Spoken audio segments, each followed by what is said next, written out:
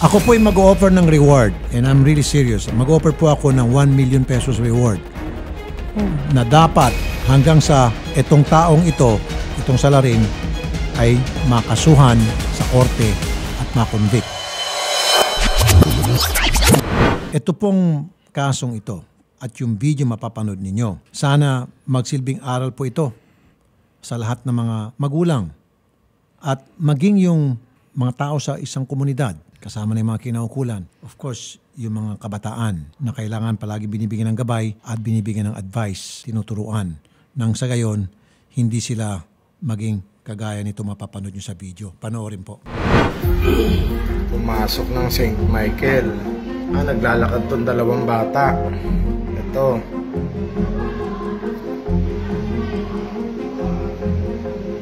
Ito. Tinawag niya. Ayun nga, may tinatanong yan. May kaibigan eh.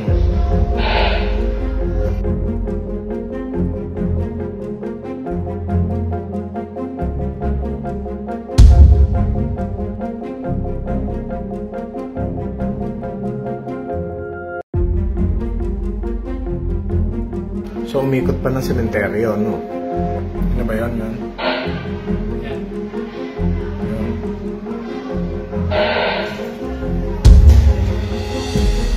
Yun, no? Nagpipiglas yung bata. Inaano niya, natapik niya na ibaba siya. Parang tumigil pa, oh. Yun, no? Tumigil, oh.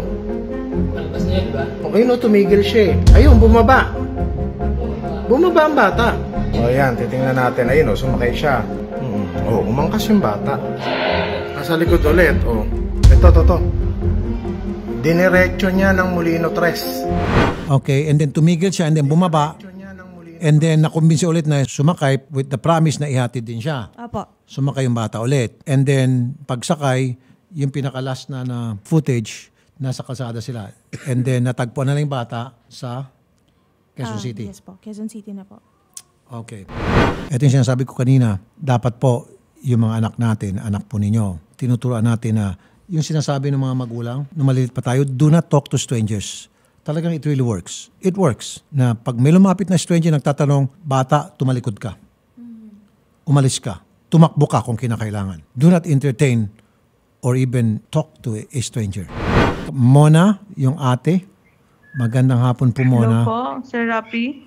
Okay, katabi niyo po yung biktima. Huwag natin pangalanan, si Nene na lang, Neneng. Si Neneng po, ma'am, nung mga time na dumating po yung nakamotor at kinakausap siya, hindi niya po namukaan. Yung po bang nagtatanong, hindi niya kakilala. Helmet po. Hindi daw po niya talaga kilala po. Okay. Ano raw po yung mga sinabi sa kanya? Sabi niya, Neng, papaturo daw kung saan daw ipapuntang sementeryo. Okay. Tinuturo naman niya po ganon. Tapos sabi daw po itong lalaki na to na samahan mo na lang ako. Yun na po. Tapos sumakay na po siya doon. Tapos mayroon pa bang palang sinabi nung in-interview na po siya, sabi na, ihahatid lang din kita pa uwi. Tapos nung huminto po sila doon sa may banda doon, sa unahan lang po namin, ang sabi daw po doon na may pipick upin na order na kailangan daw, babae daw kukuha po. Tapos babalik din daw sila, tapos magpapaalam na lang daw sa akin para daw hindi ako magalit. Ang sabi naman po na itong kapatid ko na, kuya, iba na lang po ang ipasama nyo. Okay, meron pong parte doon sa video na tinatapik-tapik po ng kapatid ninyo yung balikat nung nakamotor na parang sabi niya, baba mo na ako. Tama, at later on, nakita nga po dun sa video pa rin na bumaba yung bata. Ba't siya sumakay ulit? Kasi parang sabi niya, hindi, saglit lang, ibabalik lang din kita agad. Tapos ang lagi niyang sinasabi, natatakot daw siya kasi baka daw bigla siyang saksakin. Kaya sumakay na lang daw po ulit siya. Sandali po, mama. Ito po, makinig kayo na mabuti yung mga magulang dyan at kung may nakikinig ng mga bata, gabay, sana turuan na pag ganon, sumigaw to catch the attention of everybody around. At kapag sumigaw kasi yung bata doon, halimbawa, nagkaroon ng presence of mind pa si Neneng, sumigaw siya, matataranta yung salarin at tumakas na yon. But anyway, nandiyan na, tapos na yan. So ang gagawin natin, subukan natin sa abot natin makakaya na sana matukoy natin itong salarin. Neng, ever since ba hindi mo na namumukhaan yung lalaki or hindi ba yung siyang tipo na matagal nang paikot-ikot dyan sa lugar o nagmamasid? First time mo lang makita siya? First time ko lang po siya nakita dito sa Bacoor po. Hindi mo na pansin yung kanyang plate number nung iiwan kanya pagkatapos na madala kanya sa Quezon City? Hindi po. Wala ba siya mga nasabi sa iyo na para bang kakilala ka niya yung mga kapitbahay nyo o yung mga kamag-anak mo para maging kampante ka? Ganto po kasi yun. Nagtatanong po sa kanya kung taga saan po siya. Tapos po, sabi niya po, taga Bacoor, Cavite din po siya. Molino to din po siya. Sabi niya sa may Jollibee. Okay. Tapos po, sabi niya may mga kanto-kanto daw po doon. Doon po daw siya nakatira. Nagtanong po ko sa kanya na meron po ba siyang asawa or anak po. Sabi niya po, may asawa lang daw po. Tapos yung nasa malayo na po yung nasa Angels Burger na po kami, sinuotan niya po ako ng helmet kasi bawal po kasi pag wala pong helmet baka mahuli. So may dala siyang extra helmet. Opo. So sinuot niya sa iyo yung isang helmet na spare Opo. helmet. Tapos sabi ko po sa kanya, Kuya, malayo na po tayo. Natatakot po kasi ako kasi never pa po ako nakasakay sa mga motor na hindi ko po kakilala. Tapos po, nung lumiko po kami, sabi ko, Kuya, asan po ba tayo? Sabi niya po, nasa Molino pa lang tayo, bebe. Tapos sabi ko po, Kuya, balik niyo na lang po ako sa bahay kasi natatakot na din po ako. Tapos nung umiiyak po ako, sabi niya po, wag ka nang umiyak, ibabalik din kita sa ate mo, magpapaliwanag ako sa ate mo na kinuha lang kita para magpa-deliver, ipipick up Sandali ko lang, yung okay. order. Bakit niya alam na meron kang ate? O ikaw ba Sinabi nagsabi ko na po may sa ate? kanya eh. Okay. Sinabi mo sa kanya? Opo, na baka magalit po si ate. Okay. Akala ko siya lang mismong nakakaalam na meron kang ate. So, that's a different story. May napansin po ako na parang SM MOA po yung itsura kasi parang may Ferris wheel po eh. Okay. Doon kanya dinala. Opo. Tapos nung parang iskinita po, yung parang hindi ko na po alam kung saan po yun. Kasi po, mga kanto na po yun. Marami po mga bahay-bahay na nakatira po. Sabi ko po sa kanya na, Kuya, tama ba yung dinadaanan natin? Kasi parang hindi. Kasi minsan po, pag pumupunta po kami ng Sapote, diretso lang po yun. Hindi po yung liko na mabilis lang po. Sobrang traffic po nun. Tapos umabot na po kami ng mga gabi. Wala po kasi akong helmet. Pumunta muna kami, tinanggal mo na yung helmet para magtali po ako kasi wala po akong dalang tali. Pinainom niya po ako ng tubig kasi nauuhaw na rin po ako. Habang nagbabiyahe po kami, may dalawa pong lalaki na parang pinipigilan po siya kasi akala po ni Kuya na tinulak po siya. Pero yung pala, wala po pala akong suot na helmet. Hindi ko naman din po alam. Teka na. Okay, so meron dalawang lalaki na parang pinipigilan siya. Bakit ginagawa ng dalawang lalaki yon? Meron silang napansin Kasi na po, hindi tama? Hindi po, kasi po wala po ko suot na helmet. Di ba po bawal yon? Tama. Opo. So sino yung dalawang lalaki Tapos pumipigil? Traffic enforcer? Opo. Traffic Parang enforcer, po, tapos naka-uniforme. Yung pinigilan po siya, bigla po siyang tumakbo na sobrang bilis po ng motor niya po, sobra. Okay. Natakot po ako kasi baka po ma-aksidente kami. Naka-uniforme ba yung Opo, dalawang parang lalaki? po siyang mga checkpoint po. Naka-uniforme ng pampulis o uniforme ng parang MMDA? Parang pink lang po yung damit ng jacket. Ano yung mga naka-uniforme, yung pumipigil? Parang gano'n na rin po. So ngayon, ang ginawa nitong lalaki na tumangay sa'yo, kumaripas, pinaharurot yung kanyang motor.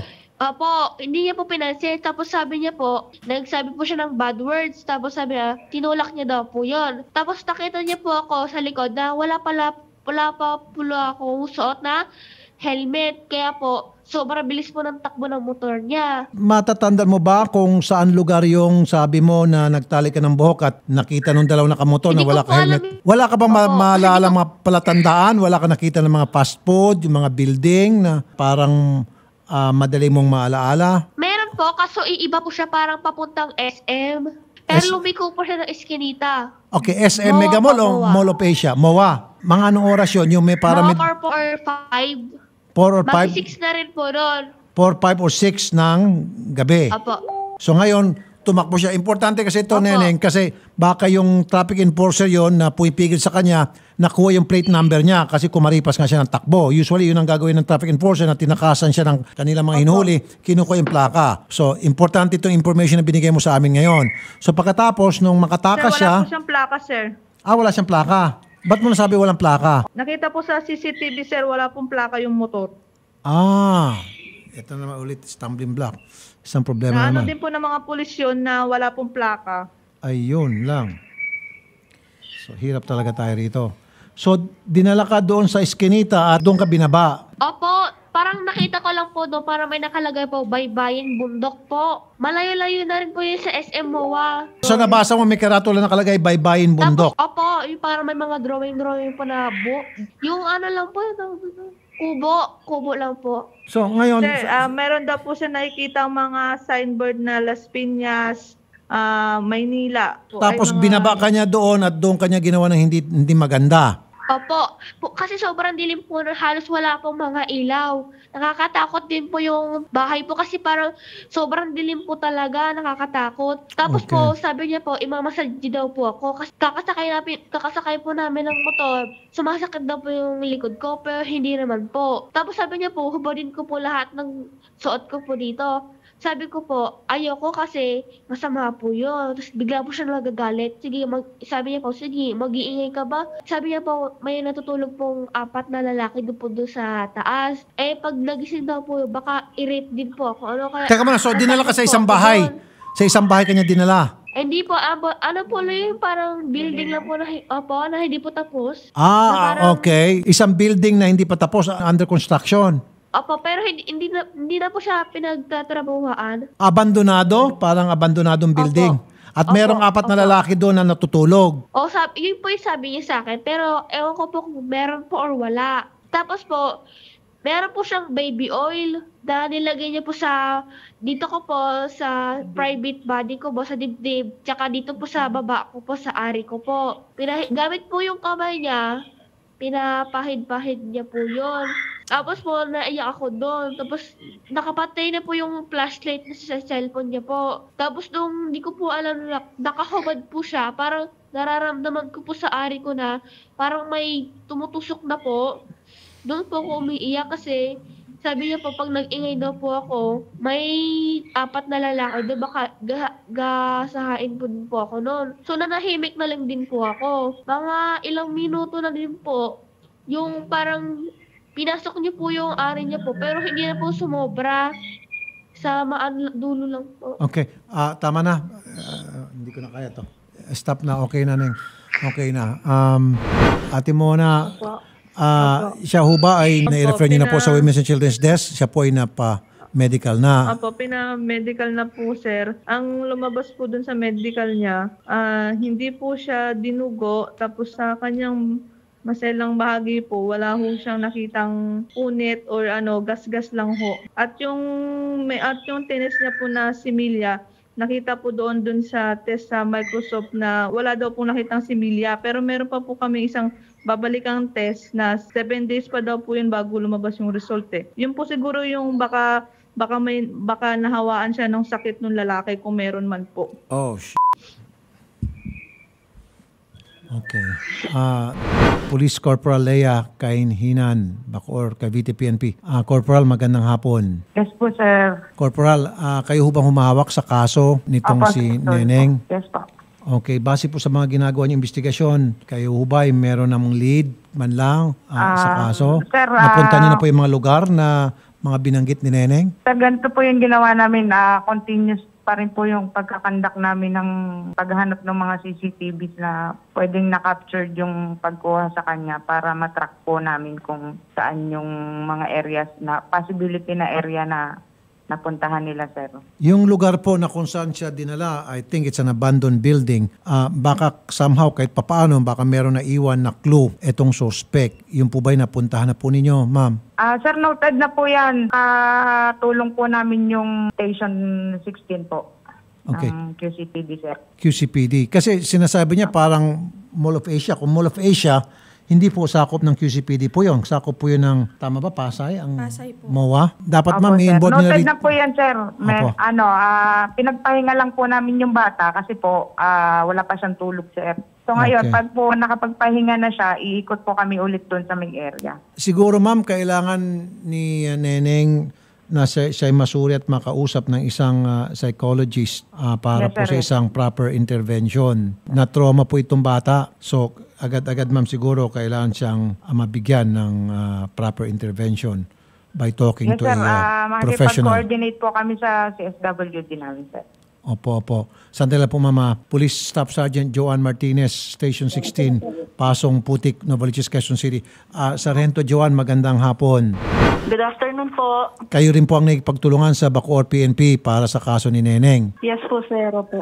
Meron ho ba kayong lead o mga bagay na makakatulong sa investigasyon, mapabilis kahit papaano itong pag-solve sa kaso, ma'am? Opo, bali kagabi po, sir, nung nagpunta po sa akin yung bata, ang ginawa ko po dyan, kasi may nakausap daw po siyang Krisa na tindera doon sa pinagbabaan sa kanya ng lalaki. Okay. Ang sabi po kasi ng lalaki sa kanya, magdudumi muna ako. Pero mauna ka muna, umihi ka muna sa loob, makiihi ka muna. So yung bata, dahil ihi na raw po siya, umihi po siya doon sa karinderya, nakaiihi siya. Tapos paglabas po niya, wala na raw po yung lalaki doon. Tapos inantay pa daw po niya ng mga ilang minutes. Medyo, nung na-interview ko po yung tindera, tinanong ko kung gaano katagal. Siguro mga 1 hour pa daw po nagantay yung bata kasi umupo pa raw po doon sa gilid. Kasi nga, nung nakita nilang wala nang bumabalik na lalaki, kasi nagpaalam daw sir yung lalaki doon sa tindera na may bibilin lang. O, teka muna. So, yung tindera na kausap nyo, did she had a chance na para makita yung itsura nitong salarin? Yun po sir, nung in-interview ko po yung tindera, ang na-identify lang po niya is naka-red na motor. Sabi ko, tinanggal po ba yung helmet? Hindi daw po nagtanggal. Walang plate Tapos, number ho? Totoo ba? Walang plate number sa motor? Opo, kasi sabi ko, may nakita ka bang plate number ng motor? Hindi daw niya po napansin na may plate number. Kasi Okay. gabi na rin daw po yun at madilim na.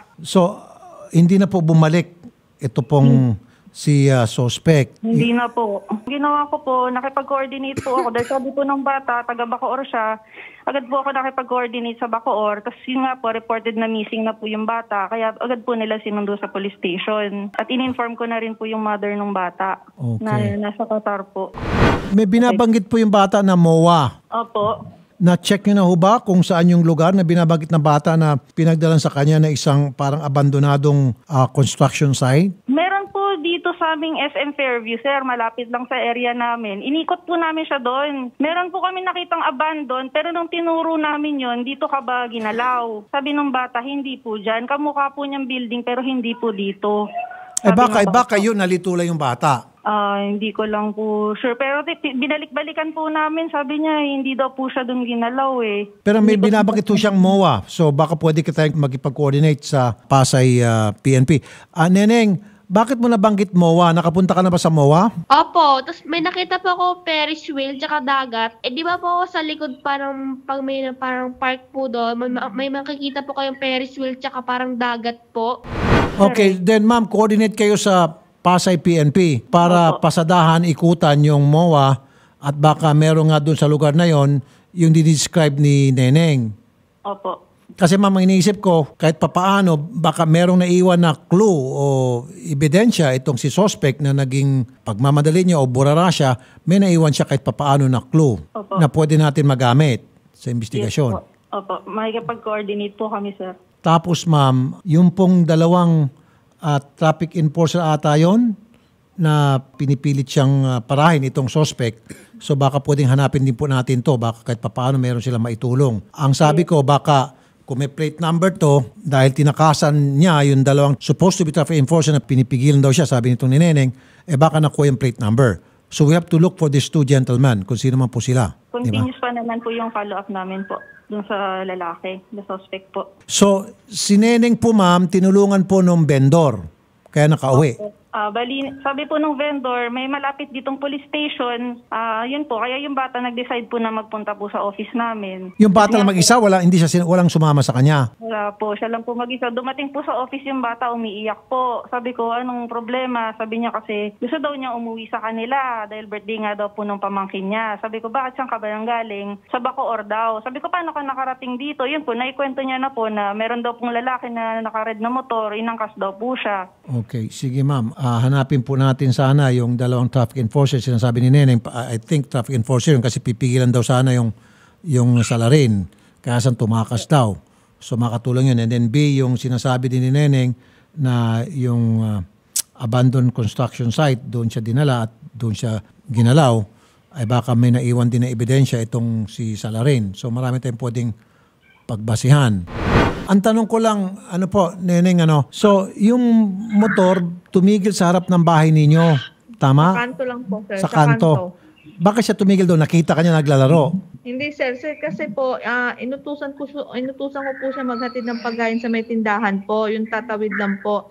Then po, pagkita doon, may kasama kasi siyang bata, dalawa sila. Pauwi na ho sila. Nakapasok na po sila ng iskinita. Nauna nga po yung kapatid ko, bago sumunod yung isang bata. Saka po dumating yung nakamotor. Tapos tinawag po sila. Tapos yung kapatid ko po ang lumapit, ang siyang nakipag-usap. Sarge, Yes po. long shot to, ano kaya kung yung CCTV sa lugar na kung saan kinakausap nitong salarin, itong si girl, yung first contact, yung CCTV sa area, we go backwards for at least a couple of weeks. Kasi maaring matagal na niyang sinusubaybayan o kinikasing yung lugar at sa pagkikasing niya, nakita niya yung kanyang target victim at matagal niya sinusubaybayan itong bata, knowing na itong bata siguro mag-isa lang palagi o walang kasamang matanda. Kumbaga, naging target niya na ito at naplanuhan na niya ito for several days. So can we go back to the area at tingnan po yung CCTV for the past 2 weeks? Baka may masapul tayo nakapulang motor na medyo kapareho ng motor na sinasakyan niya at that time na kinuha niya bata and then nakuha yung plate number or I don't know, something like that. Can we do that, ma'am? Yes po. Apo, makikipag-coordinate po kami dito sa Pasong Putik kung may control po doon sa CCTV po. Nasakop yung area kung saan siya po binaba. Tsaka yung possible na kung saan po siya pinaikot-ikot. Ma'am, what I'm saying is yung for the past 2 weeks, we go backwards 2 weeks before. Opo. Kasi nga Sige po, no criminal will go to a place at random and pick his or her victim. I don't think so. A criminal will do that. Pinag-aaralan niya yung lugar para alam niya kung saan siya exit, saan siya tatakas, saan siya pupunta kapag siya hinabol. Yes po. Possible po rin nakabisado niya na rin po tong area na to. Exactly. That means he's been in that area. That's why he was very cool and comfortable when he was talking to this girl. So, balikan po natin yung CCTV 2 weeks backwards or even 1 month kung pwede. And tingnan natin, same time, mga oras na yon, kung merong ganong klaseng lalaki na nakapulang motor, di ba? Nang sa gayon, we might get something. Yes po, sige po. Pipilitin po namin makasecure po ng CCTV footage na backwards within 1 month po, sir. Yes, ma'am. Sige po, ma'am. Let's do that. At kami rin po, nananawagan po kami sa lahat po ng nanonood ngayon at mapapanood to kung ano pong maitulong ninyo sa mga otoridad. Pwede kayong tumawag sa amin o pwede rin kayong tumawag kay Sargento Joan Martinez ng Station 16 sa Pasong Putik, Novaliches. Pwede rin kayong tumawag kay Corporal Lea Kainhina ng Bacoor, Cavite PNP or kahit na anong police station, ibigay nyo po, sabihin nyo yung kaso, then malaking bagay po yun na para masolba po itong kaso. Dr. Camille. Ay, opo. Good afternoon, sir. Kailangan po namin ang tulong ninyo. Kailangan po siguro ng proper intervention itong bata na naghahasa po ng isang stranger at dinala po sa isang lugar. At I'm sure na trauma to. Ano po yung proseso pwede nyo po magawan tulong dito po sa bata? Sir, unang-una po kailangan ma-debrief po kaagad yung bata para mailahad niya po ng paulit-ulit kung ano po yung nangyari sa kanya hanggang sa makita po niya kung talaga po. Kasi din po pag nagde-debrief tayo, malalaman natin kung talagang na-traumatize siya or talagang baka mayroong possibility na mag-lead ito ng sunod-sunod pa na after effect, pwede magkaroon po ng post-traumatic stress depression, mga tipo pong ganun. Kaya kinakailangan po ng immediate debriefing. Tapos po nun, magpa-follow up po tayo at kung kinakailangan na malaman kung talaga pong hindi siya makatulog dahil kasi naaalala niya yung mga pangyayari sa kanya. And definitely po, dahil kasi talagang sasabihin na natin, ito ay isang traumatic experience. Kaya talaga pong necessary na makita po kaagad yung bata para makausap natin. Okay lang po sa amin yun, nadalhin po kaagad dito yung bata. Okay, with the permission of course the parent and the guardian and then the PNP. So Ate Mona at yung nanay pala kanina pa na sa Ma'am Nanay Zenia all the way from Qatar, Nanay Zenia. Okay. Sargento Joan? Yes, sir. Opo. All right. Kailangan din po namin ang inyong pong tulong at lahat po ng galaw na gagawin namin idadaan po namin sa inyo, kukuha kami ng permiso kasi from now on, kayo na po mahawak ng kaso. We will do coordination sa anumang klaseng tulong ibibigay namin sa bata, of course with your guidance as well at ng mga social worker ninyo. Ano po, Sarge? Yes, sir. Assist po namin yung Bacoor sa investigation po dun sa ginawa dun sa bata, sir. Salamat po, Sargento Martinez. Corporal Kainhinan, salamat po, Madam. Dr. Camille, siguro po, Kung hindi bukas, agad-agad gawin natin. Most likely Saturday, sasama namin dyan sa inyo. Okay? Sige po. Okay po. Para Sige po, matulungan hintayin niyo. ko po kayo. Apo. Doktora Camille, salamat po, Doktora Camille. Good to good point to And I really thank you. Reggie, Iba, and Resilient. Tama, good suggestion. Mag-offer ng reward. Good. Ako po ay mag-offer ng reward. And I'm really serious. Mag-offer po ako ng 1 million pesos reward. Na dapat hanggang sa itong taong ito, itong salarin, ay makasuhan sa korte at makonvict. Now, what do you need to do? Kayo po dyan? I'm sure ito pong manyak na ito, madudulas to. Pwede niya maikwento ito sa kanyang mga kainuman, may pagmayabang, masabi niya sa mga kakilala niya. Then, you tell us, babato namin sa mga pulis, may nakuha naman nating ebidensya. Kasi nabanggit yung crime lab, di ba, meron yung after 1 week daw, malalaman kung ano yung ebidensya yun. So, through that evidence, DNA siguro, may mamatch yan dun sa suspect. Ako po ay mag-offer ng 1 million pesos reward. Kung sino man po makapagbigay ng informasyon leading to the arrest and prosecution of this suspect. Of course, bakit leading to the arrest and prosecution? Hanggang sa mapatunayan na siya talaga, makonvict siya sa korte.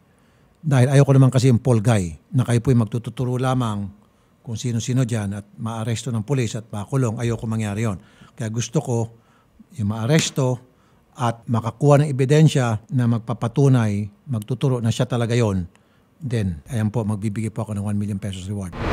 Alam mo, kapag hindi po nahuli agad yung taong yan, yung nakamotor, kanina, he might become a serial rapist at yan pong ayaw natin mangyari. Na nakalusot siya ngayon, ay pwede pala makalusot ako ulit sa pangalawa, pangatlo, pangapat, panglima. Ayoko pong dumating sa punto na marami pa pong mararape itong nakamotor na ito kung sino man itong salary na ito. Kaya nga, I'm putting up a reward of 1 million pesos. Kapag na-aresto po yung taong yan, ito pong kondisyon, na-aresto po yung taong yan at na-match po yung DNA niya at sa DNA nung naiwan niya sa bata, kung meron, 500,000 pesos agad yan. At kapag siya po na-convict, another 500,000 which equals to 1 million. And I'm doing that because ayoko na po meron pa siyang ma-rape. Sana mawalis na agad-agad ang ganitong klase mga tao sa ating mga lansangan.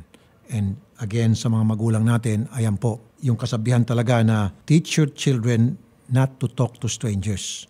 It works. It works. It really do. Okay? Mami Zenya, ano naman po yung naging reaction nyo, ma'am, nung una nyo pong nalaman na nawawala na po si Nung una kasi, ma'am, ito kasing anak ko rin, ma'am, nag-chat sa akin. Sabi niya sa akin, "Ma, mag-video call tayo." Sabi ko, "Mamaya na," kasi nagluluto pa ako. Sabi ko, "Mamaya na, bakit ba?" Ang unang bungad niya sa akin, "Ma'am, nawawala si dinukot." Sabi, doon ako nag-hysterical, ma'am, kasi may depression din kasi ako dati, ma'am, para bang bumalik yung depression ko. Doon ako nagpanik na, ano, hindi ko na nabasa yung lahat ng mga text niya. Hindi ko siya matawagan, ma'am, kasi nataranta na ako. Sabi ko, ano nangyari? Wala na, nag-hysterical na ako, ma'am. Tapos, ayun na, may nag-send na sa akin ng CCTV camera. Yun nga, ma'am, nakita ko nga doon. Totoo nga talaga, ang anak ko nga talaga. Anong magagawa ko? Wala akong magawa dito, mami. Hanggang iyak na lang ako, natataranta, nagwala na ako dito. Hindi ko na alam kung anong gagawin ko hanggang sa kinakabahan na ako. Ano po yung itsura ni Inday nun, ma'am, nung nakita niyo siya sa presinto? Ano naman kasi, kausap niya si mama sa phone, tapos nung nakita niya ako, nag-iyakan kaming dalawa. Siyempre parang yung takot niya, parang naives na nakita niya na ako. Tapos maya-maya, nakausap ko na siya ng maayos, na ano ko siya, na anong masakit sa'yo, ganyan. Yun, parang na siya ng loob, na lakasan na nakita niya na ako, nakasama niya na ako. Parang nawala yung takot niya. Nung umuwi po kami kanina, naglaro na po sila ng anak ko, tsaka yung mga pinsan niya po. Naglaro na po sila, kumain, kwentuhan, ganyan. Magana naman po siya kumain, ma'am. Opo, tapos ngayon po, umuwi kami dito mismo sa bahay namin. Kumain ulit po siya kasi birthday na kapon. Kumain po ulit siya nung handa namin na tira sa rep, may ice cream, may cake. Kumain po siya, tapos akala ko kumakain, natulog na po pala. Mami Zenya, meron po ba kayong gustong sabihin kung mapapanood man po ito nung hayop na gumawa po sa inyong anak? Pasensya na po sa word. Yung lalaki po na yun, ano pong gusto niyong sabihin sa kanya, ma'am? Ang mensahe ko lang po sa iyo na kung sino ka man po, kung may nag-utos man po sa iyo o wala, sana naman po, umamin ka na lang po. Kung may nag-utos sa iyo, umamin ka na lang po. Baka po mapagaan po naman siguro ang kaso mo. Kung yung sinasabi ng anak ko na wala kang anak, alam ko hindi mo maramdaman na bilang isang ama. Sana naman po, alang-alang na lang po sa anak ko. Inosente po yung bata eh. Bakit mo ginanon eh? Malaki pa po ang future niya. Magpakita ka na lang po. At sana naman po, umamin na lang po kayo para hindi po mapabigat ang kaso mo. Makakaligtas ka man po dito sa mundo, sa batas. Pero hindi ka makakaligtas sa langit. Hindi ka makakaligtas sa Diyos. Ma'am Mona, kayo naman po, Ate Mona, may gusto po kayong sabihin? Wala akong masabi kasi papasalamat na lang ako at iniwan na lang niya talaga yung kapatid ko at hindi niya ginalaw, hindi niya pinatayo, iniwan niya lang. Pero wala na akong masabi, hindi ko talaga ma-explain talaga muna ngayon. Wag po kayong mag-alala dahil gagawan po namin ito ng paraan at syempre si Idol Rafi nagbigay na po ng 1 million pesos po cash. Kung sino man po ang makakapagturo sa kinaroroonan nito pong tao po na gumawa po ng kababuyan po sa inyong kapatid. Ma'am Mona. Unang-una, ma'am, nagpapasalamat po ako sa Bantid sa Radio, ma'am, sa ginawa niyong action agad, ma'am, sa nangyari sa anak ko, ma'am. Laki pa po pasasalamat ko, ma'am, nabuhayan po ako ng loob, ma'am, dito, ma'am. Kung alam niyo po kung gaano kahumsi kahirap dito, ma'am, sa ibang bansa, ma'am. Nung nalaman ko na sinabi ng anak ko, ma'am, na tumulong ho kayo kasi nakita niyo sa Facebook ang mga puso namin. Nabuhayan po ako ng loob, ma'am. Sir Idol Rafi, maraming salamat, sir. Maraming salamat po, sir, sa ginawa niyo. Tulong po sa amin, sir. Sana po, sir, i-bless pa po kayo na marami ni Lord, sir. Maraming salamat po, sir. Mula po sa aking puso, sir. Maraming salamat po. Opo, thank you po, Mami Zinya and Ate Mona. Maraming salamat po. At from time to time, kami po ay kukontak sa inyo. Maraming salamat, ma'am. Opo, once po na kami po magkaroon po ng impormasyon sa kinaroroonan po nitong lalaki. Maraming salamat po, ma'am. Ingat po kayo at magpahinga na muna po kayo. Kami rin po ay bahala po tutulong po sa inyo. Salamat po, ma'am. Ingat po kayo, ma'am. Mabuhay po kayo, ma'am.